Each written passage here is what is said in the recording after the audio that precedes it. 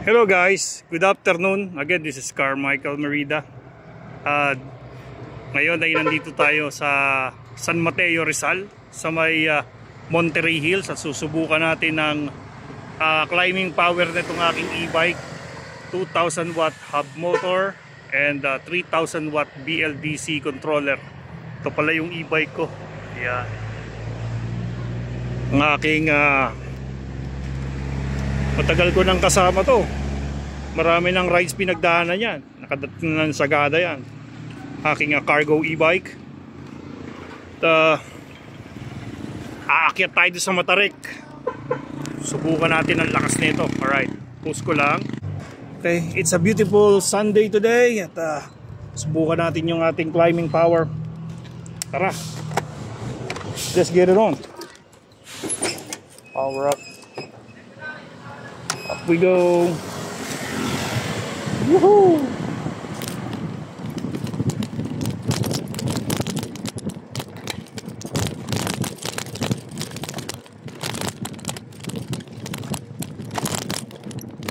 Papunta tayo doon sa portion na pinakamatarik. Yan ang Monterey Hills. Aakyatin natin ngayon yung ano. Yan, diretso yan.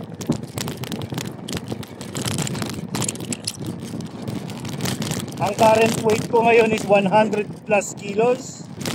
I think 105 na. Dati kasi nagte-testing ako, 90 kilos lang ako. So, ito na siya. Dito na tayo sa Matarik. Meron pa doon isa, Matarik din. Pero so far, ito yung mahaba-haba na Matarik. Kaya sana magustuhan nyo yung climbing power. Hindi naman hirap yung motor.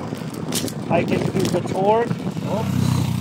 Partida, titigil tayo. Yan, titigil tayo.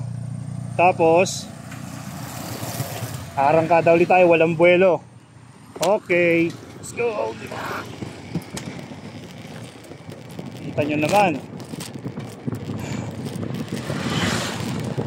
This is the same setup na ginamit ko sa Sagada, sa Baguio. At mas malala ang mga climbing doon kasi madami. Ito parang banayad pa nga ito eh.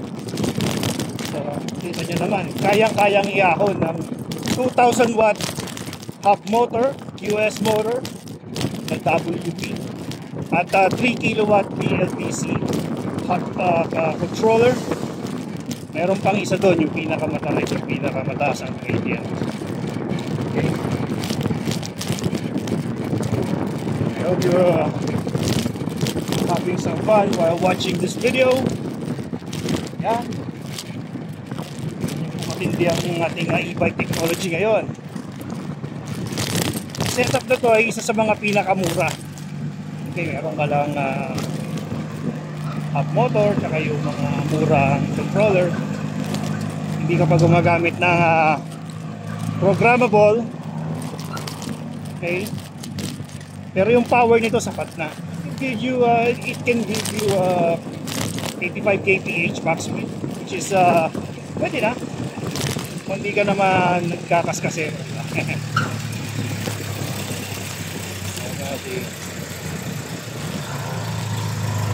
Paunahin muna natin sila at hirap sila. Sila nga hirap eh.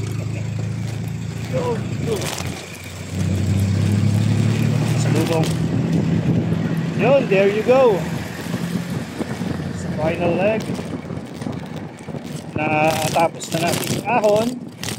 Papunta na tayo ngayon sa silangan. It's a very nice ride.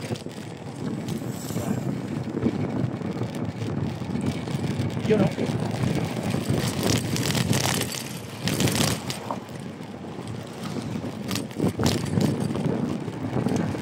na mabanayad na lang to.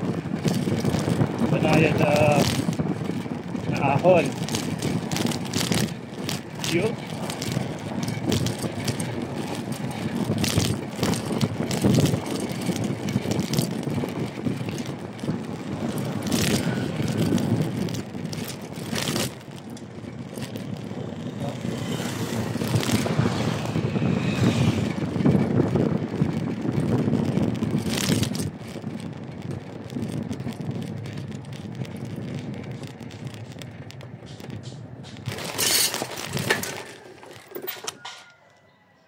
there you go guys, nakita nyo naman siguro kung gaano kalakas yung climbing power ng mga e-bike ngayon. Basic na basic setup pa lang yan.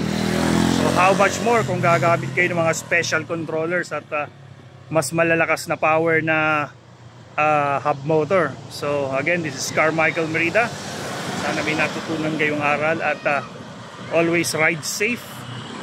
Okay, lalo na ngayon, mabilis lalo ang mga e-bikes natin.